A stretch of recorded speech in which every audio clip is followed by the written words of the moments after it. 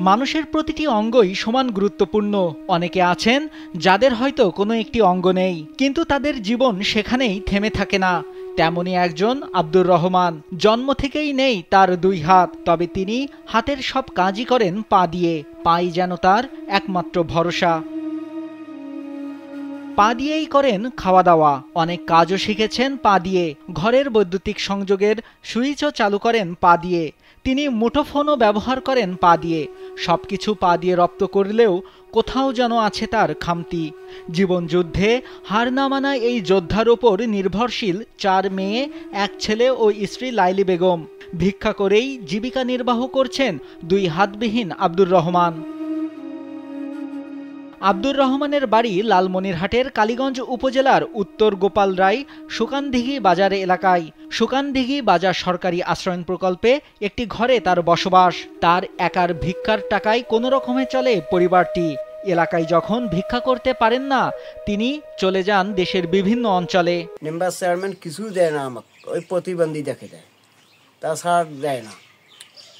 আর এই যে ছাওয়া পাওয়া নিয়ে কত কষ্ট করতেছি।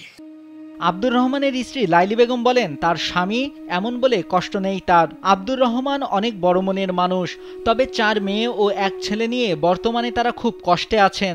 তাদের দেখার কেউ নেই। উনিও ভিক্ষা করে, আমিও মানুষের বাড়িতে কাম করি, আনি খাই। মেম্বার চেয়ারম্যান আমার ভীতি দেখে না, চোখ তুলিও দেখে না। ভাল মানুষক তাকে দেয়, আমার পরিমরলেও না দেখে। ওরলে মানুষক যদি না দেখে, কোন মানুষক দেখে? ভাল মানুষক দেবে না হাতলা মানুষক দেবে? প্রতিবেশীরা বলেন, আব্দুর রহমান তার পরিবার নিয়ে খুব মানবেতর জীবনযাপন করছেন।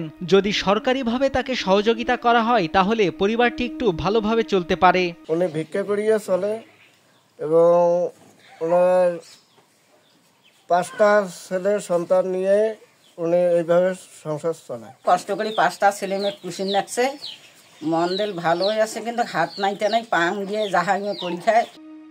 কালীগঞ্জ উপজেলা সমাজসেবা কর্মকর্তা সুকান্ত সরকার জানান, আব্দুর রহমান একজন প্রতিবন্ধী ভাতাভোগী। তিনি যদি ইচ্ছা পোষণ করেন, তাহলে তাকে সুদমুক্ত ক্ষুদ্র ঋণ কার্যক্রমের আওতায় আনার সুযোগ রয়েছে। মোহাম্মদ আব্দুর রহমান, তো তাকে আমরা ইতিমধ্যে আমাদের প্রতিবন্ধী ভাতার আওতায় নিয়ে এসেছি। যদি তিনি আগ্রহ প্রকাশ করেন, তিনি যদি উদ্যোক্তা হওয়ার আগ্রহ প্রকাশ করেন, তাহলে তাকে আমরা আমাদের এই সুদমুক্ত ক্ষুদ্র ঋণ কর্মসূচির আওতায় তাকে আমরা নিয়ে আসতে পারবো। শুধু সরকারি সাহায্য না, সমাজের বিত্তবানদেরও আব্দুর রহমান ও তার পরিবারকে সহযোগিতায় এগিয়ে আসার আহ্বান জানান স্থানীয়রা। নাইমুল হাসিব, কালবেলা।